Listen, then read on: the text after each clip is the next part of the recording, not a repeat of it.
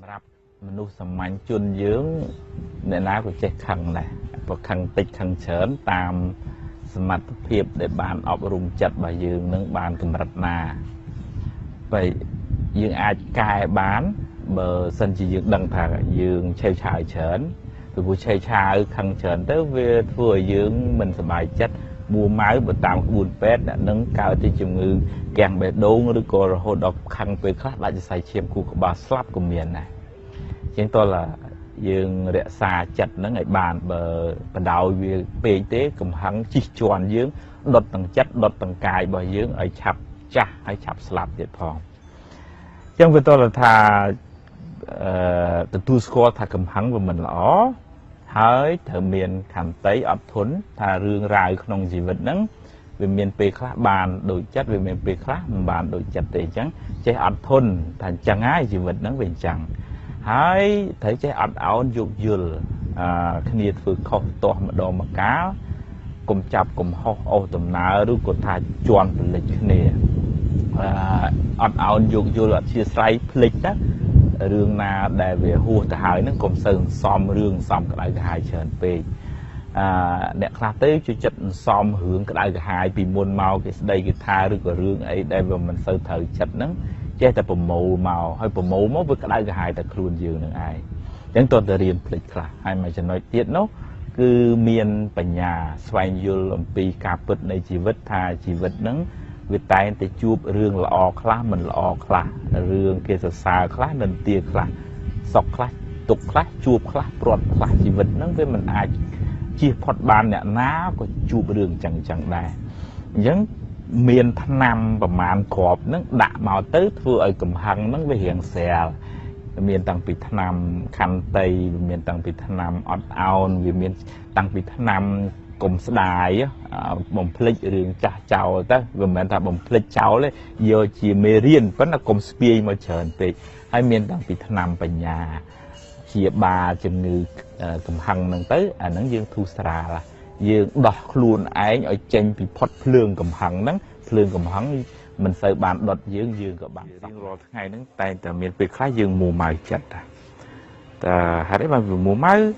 ថាមកពីទាស់ចិត្តមិនបានទាស់ថាវាមិនពេញចិត្តរឿងដែលកើតឡើងហ្នឹងមិនត្រូវចិត្តហេតុអីបានមិនត្រូវចិត្តមកពីមិនព្រមបើព្រមអត់មួម៉ៅទេបើឧទាហរណ៍ថាយើងគេស្ដីឲ្យយើងមិនព្រមមិនចង់ឲ្យគេស្ដីឲ្យទើបយើងវាមួម៉ៅប៉ុន្តែបើយើងព្រមតើវាមានពេលដែលត្រូវគេស្ដីឲ្យខ្លះចឹងហើយវាមានពេលខ្លះគេសរសើរចឹងណាតែយើងព្រមទេយើងអត់សូវមួម៉ៅចិត្តទេយើងហាក់ដូចជាថាបើយើងជាអ្នកទទួលភ្ញៀវនៅរេស្តូរ៉ង់ឬក៏នៅសន្តាគារវាមានភ្ញៀវខ្លះមិនល្អកាចភ្ញៀវខ្លះក៏ល្អមកយើងជាម្ចាស់ផ្ទះជាអ្នកទទួលភ្ញៀវហ្នឹងគឺថាយើងត្រៀមខ្លួនត្រៀមចិត្តហើយយើងមិនស្អីជាមួម៉ៅទេបើទោះជាភ្ញៀវនឹងមកម៉ាំងក៏យើងរៀងញឹមធម្មតាអញ្ចឹងទៅយើងក៏មិនសូវកើតទុកដែរពីព្រោះយើងបានត្រៀមចិត្តពីព្រោះយើងព្រមទទួលថាមានភ្ញៀវខ្លះមិនល្អអញ្ចឹងយ៉ាងណាមួម៉ៅក្តៅក្រហាយច្រើនហ្នឹងដោយសារយើងមិនព្រមអញ្ចឹងវាទៅរៀនព្រមរឿងរ៉ាវដែលកើតឡើងក្នុងជីវិតហ្នឹងមិនមែនថាយើងឲ្យគេជិះជាន់ទេប៉ុន្តែក្នុងផ្លូវចិត្តរបស់យើងគិតថាជីវិតហ្នឹងវាមានរឿងអញ្ចឹងវាមានរឿងដែលទាស់ចិត្តវាមានរឿងដែលពេញចិត្តបើយើងពេញចិត្តយើងទទួលទៅបើយើងទាស់ចិត្តក៏យើងព្រមដែរហើយយើងរកវិធីដោះស្រាយទៅធ្វើម៉េចជីវិតហ្នឹងវាត្រូវទៅជួបរឿងអញ្ចឹងយើងមិនអាចបដិសេធបានដូចជាយើងមិនអាចបដិសេធថាថ្ងៃត្រូវលិចហ្នឹងហើយយើងមិនអាចខាត់វាមកឲ្យលិចបានវាជារឿងធម្មតាអញ្ចឹងដល់ពេលយើងព្រមយើងសប្បាយចិត្តយើងមិនសូវមួម៉ៅច្រើនទេអនុមោទនាវាអាចកើតពីបញ្ហាគ្រួសារវិបត្តិក្នុងគ្រួសារព្រាត់ប្រាសបងប្អូនស្លាប់ញាតិមិត្តឬក៏សម្ពាធពីការងារច្រើនពេកក្នុងខ្លួនច្រើនពេកស៊ីខាតឬក៏ថាធ្លាក់បុណ្យធ្លាក់យោជាងគេស្ដីបន្ទោសច្រើនពេកហើយយើងទ្រលាប់គិតអត់ស្ដាប់ធ្នាប់ញ៉ៃញ៉ៃស្មុគស្មាញឆេវឆាវពេកអាចនាំឲ្យ stress ដែរយើងមិនទម្លាប់បានអប់រំចិត្តពីមុនមកអញ្ចឹងមនុស្សម្នាក់ៗវាមាន stress និងកម្រិតផ្សេងគ្នាតាម របៀបរបបនៃការរស់នៅហើយនិងរបៀបរបបនៃការគិតខុសៗគ្នាចឹងមានបញ្ហាស្មុគស្មាញហ្នឹងយើងអាចមានវិធីសាស្ត្រខ្លះអាចជួយកាត់បន្ថយខ្លះឧទាហរណ៍ថាអ្នកខ្លះទៅហាត់ប្រាណក៏អាចជួយឲ្យកាត់បន្ថយ stress នឹងបានខ្លះនិយាយលេងជាមួយមិត្តភក្តិជិតស្និទ្ធទៅហើយអ្នកខ្លះទៀតទៅស្ដាប់ចម្រៀងអីចឹងទៅជាវិធីសាស្ត្ររបស់គេហើយដើរលេងកម្សាន្តលំហែក៏អាចជួយដែរវាមិនសូវគិតច្រើនពេកសម្រាកសម្រានឲ្យបានអញ្ចឹងបានគេឲ្យប្រើថ្នាំអ្នកដែលមានបញ្ហា stress ច្រើនហ្នឹងប៉ុន្តែថ្នាំមិនអាចជួយបានទាំងស្រុងទេជួយបានខ្លះរបបអាហារក៏អាចជួយដែរហូបឲ្យល្មមហូបរបស់ណាដែលមានប្រយោជន៍ដល់សុខភាពកុំហូបសាច់ច្រើនពេកវានាំឲ្យមានបញ្ហាមួម៉ៅដែរអាចអានសៀវភៅល្អអានសៀវភៅអប់រំពីជីវិតមេរៀនជីវិតហ្នឹងឬក៏ជីវិតរបស់អ្នកប្រាជ្ញដែលគេបានឆ្លងកាត់ការលំបាកអីចឹងឬក៏មេរៀនជីវិតដែលអ្នកណាដែលធ្លាប់ជួបការលំបាកហើយគេអាចឆ្លងកាត់បានយើងអាចយកជាមេរៀនបានអានពីសៀវភៅអប់រំចិត្តហើយជួបជាមួយនឹងអ្នកប្រឹក្សាយោបល់ជាអ្នកមានពិសោធន៍ក្នុងការអប់រំចិត្តឬក៏ថាធ្វើចិត្តឲ្យបាននឹងណូហ្នឹងជាប្រសង់ក្តីជាគ្រូក្តីដែលមានបច្ចេកទេសការអប់រំផ្នែកចិត្តសាស្ត្រហ្នឹងបានច្រើនហើយមួយចំណុចទៀតដែលយើងអាចធ្វើបានដែរគឺការធ្វើសមាធិឬក៏ធ្វើចិត្តឲ្យស្ងប់ឲ្យនឹងណូហើយសមាធិហ្នឹងយើងកុំគិតថាតើយើងទៅអង្គុយពេនភ្នែនក្នុងបន្ទប់ម្នាក់ឯងទើបអាចធ្វើសមាធិបានពេលណាក៏យើងអាចធ្វើសមាធិបានដែរបើយើងមានពេលយើងអង្គុយធ្វើសមាធិសមាធិនេះនិយាយឲ្យស្រួលទៅគឺថាការតាំងចិត្តឲ្យនឹងឲ្យត្រង់អា stress ហ្នឹងដោយសារយើងគិតអញ្ញៃពេកយើងគិតតែប្រេះតែដាស់គិតនេះគិតនោះមិនប្រកបជាមួយណាហើយចឹងការធ្វើសមាធិគឺថាឲ្យយើងបដោតទៅលើរឿងអីមួយគឺថាបដោតទៅលើរឿងនឹងតែមួយឧទាហរណ៍បដោតពីដង្ហើមចេញដង្ហើមចូលគឺបដោតទៅលើតែដង្ហើមចេញដង្ហើមចូលកុំឲ្យចិត្តយើងនឹងវាហោះហើរទៅលើ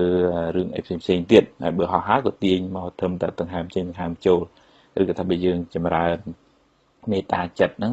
សូមឲ្យខ្ញុំបានសុខសូមឲ្យខ្ញុំរួចផុតពីទុក្ខហ្នឹង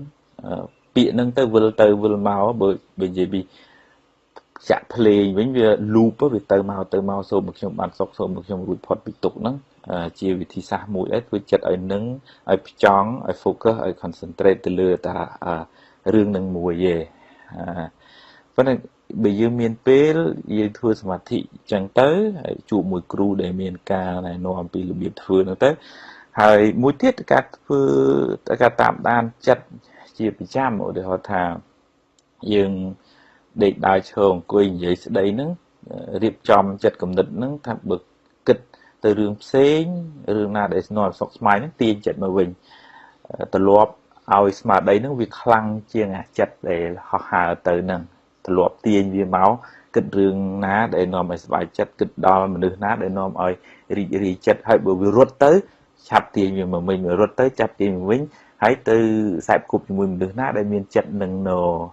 សូមឲ្យគេជួយឲ្យយោបល់ប្រឹក្សាយោបល់ជាមួយគេហើយអញ្ចឹងអាថ្នាំការពារជាប្រចាំថ្នាំនៅក្នុងបេះដូងរបស់យើងថ្នាំសតិបញ្ញាស្មារតីភាសាអង់គ្លេសហៅ mindfulness ហ្នឹងជាថ្នាំមួយសម្រាប់ព្យាបាលជំងឺ stress នឹងបានល្អមែនទែនសម្រាប់អ្នកវិទ្យាសាស្ត្រក៏គេ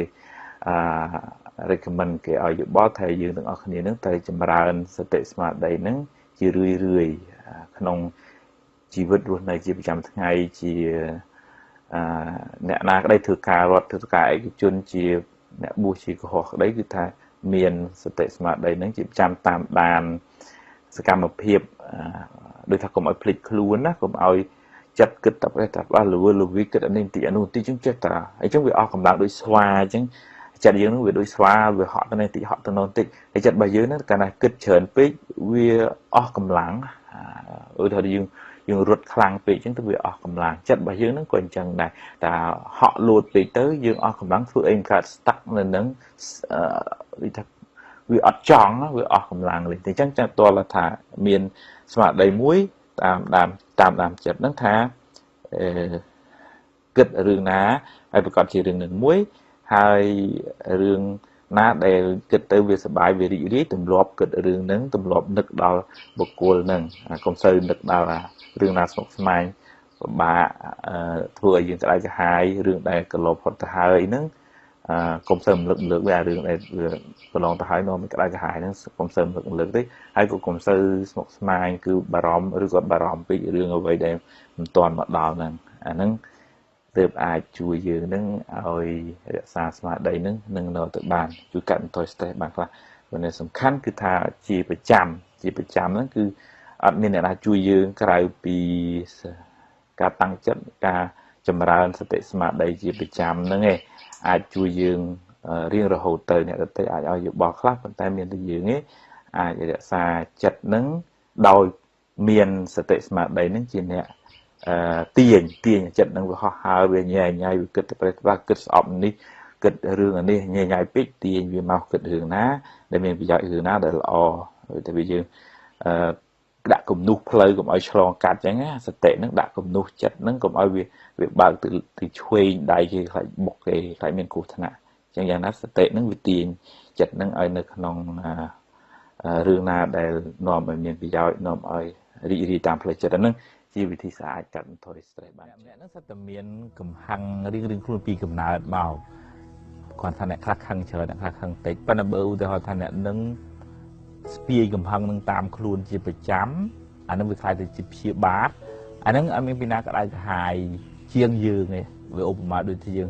អោបភ្លើងខឹងគេអញ្ចឹងយើងដេកអោបភ្លើងរហូតស្អែកជួបវាចាំអញ្ចេះដាក់វាហើយតែអញ្ចឹងយើងអ្នកកើតទុកខ្លាំងជាងគេយូរទៅកើតជាជំងឺមានវិបត្តិផ្លូវចិត្តទៀតផងអញ្ចឹងវាតើថាយើងរៀនបោះភ្លើងនឹងចោលទៅខឹងក៏ខឹងមកផ្លែតអញ្ចឹងទៅហើយបោះចោលទៅហើយចេះអត់ធន់ខ្លះទៅ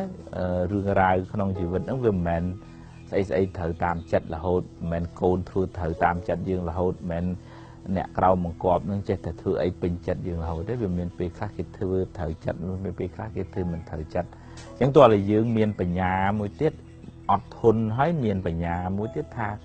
ជីវិតហ្នឹងវាអញ្ចឹងដល់អញ្ចឹងធ្វើឲ្យយើងមានខន្តីមានអត់ធន់ត្រឡប់ពីកំហឹងត្រឡប់ពីព្យាបាទមានតែផ្សាយមេត្តាឲ្យអ្នកដទៃហ្នឹងបានសុខពលឹមឡើងសូមឲ្យសពសត្វទាំងអស់បានសេចក្តីសុខ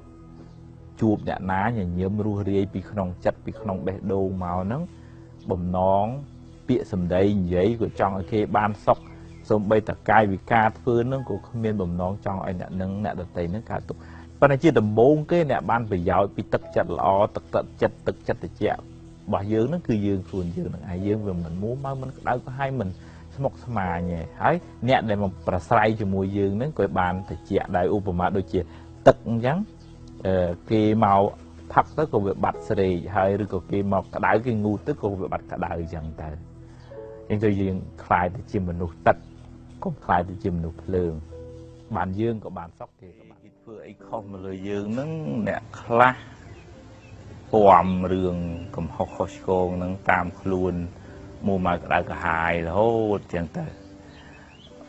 មកទឹកទៀតទឹកមួយខែពីរខែនឹកឃើញយ៉ាងពេលណាក្តៅពេលហ្នឹងតាមពិតទៅ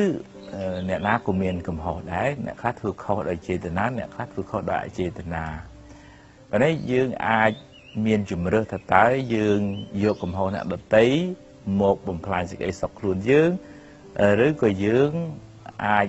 រៀនអត់ឱនលើកលែងទោសដល់អ្នកដទៃហើយជួយណែនាំអ្នកដទៃដោយទឹកចិត្តល្អវិញអាហ្នឹងវានៅលើយើងឯងយើងភ្លើងយើងអាចឆ្នៃវាសម្រាប់ដាំបាយឆ្អិនសម្រាប់ហូបក៏បានប៉ុន្តែបើមិនស្រួលភ្លើងហ្នឹងអាចដុតផ្ទះយើងឆេះក៏បានដែរអញ្ចឹងកំហឹងខាងក្នុងឯងដែលវាចេះតែនាំឲ្យយើងក្តៅក្រហាយមួម៉ៅជាមួយអ្នកហ្នឹងបើល្អយើងអាចណែនាំអ្នកហ្នឹងបើយើងគិតថាអ្នកហ្នឹងធ្វើអីខុសឆ្គងហើយណែនាំហ្នឹងដោយទឹកចិត្តល្អអត់មានបំណងចង់បញ្ឈឺចង់ធ្វើឲ្យអ្នកនឹងក្តៅក្រហាយឬក៏ចង់បន្ទាបបន្ទុចបង្អាក់រឿងធ្វើអាក្រក់ប៉ុន្តែមិនមែនក្នុងចិត្តនឹងចង់ជន់ឈ្លីឲ្យគ្នានឹងវានេះអន្តរាយទេប៉ុន្តែបើយើងគុំយើងអោបភ្លើងតាមខ្លួនយើងរហូតទៅហើយយើងមិនរៀនលើកលែងទោសអានឹងជាសេចក្តីទុក្ខតខ្លួនរបស់យើងឯងអញ្ចឹងវាតើថាយើងឆ្នៃ កំហុសអ្នកដតីជាមេរៀនសម្រាប់ខ្លួនយើងហើយជាឱកាសសម្រាប់យើងផ្ដល់ដំបូន្មានដល់អ្នកដតីដោយទឹកចិត្តល្អហើយរកពាក្យសម្ដីនឹងឲ្យពិរោះពិសាទៀតដែលព្រះអង្គសម្ដែងនៅក្នុងសពពុរិសវាចារឿងវាចារបស់បណ្ឌិតវាចារបស់អ្នកប្រាជ្ញនឹងមាន5មាននិយាយពាក្យពិតមាននិយាយពាក្យមានប្រយោជន៍និយាយដោយទឹកចិត្តមេត្តាចង់ឲ្យអ្នកដតីបានប្រយោជន៍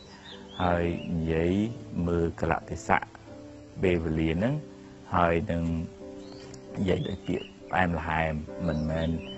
និយាយគំរោះគំរួយជាបតិចគេទេហ្នឹងយើងក៏បានស្រាលខ្លួនយើងមិនពំកំហឹងយើងមិនស្ពាយកំហុសនឹងតាមខ្លួនទេយើងក៏ស្រាលហើយយើងអាចមានឱកាសផ្ដល់ឲ្យអ្នកដតីហ្នឹងសម្រាប់ឲ្យគេកែខ្លួនផងហើយបើគេកែតាមយើងអាហ្នឹងជារឿងល្អប៉ុន្តែបើសិនជាគេមិនកែអាហ្នឹងកម្មរបស់អ្នកឯងទទួលយកទៅយើងអត់ដុតខ្លួនឯងដោយសារកំហុសអ្នកដតី